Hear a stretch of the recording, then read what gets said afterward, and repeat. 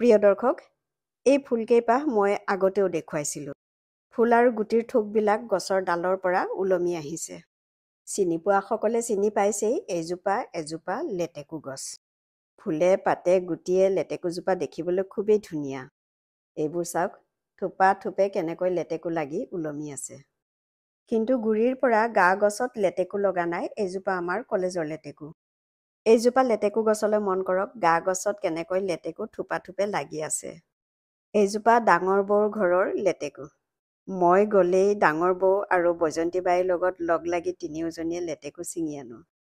দুয়োজোপা লেটেকুৰ মাজত অলপ পাৰ্থক্য আছে। ছিঙি অনা লেটেকুখিনি মই পলিথিনৰ বেগত ভৰাই বান্ধি ফ্ৰিজত ৰাখি থলোঁ। এয়া চাওক, কিছুমান লেটেকু পকি গ'ল আৰু কিছুমান কেঁচা হৈ আছে। লেটেকু বিভিন্ন প্ৰকাৰে খাব পাৰে।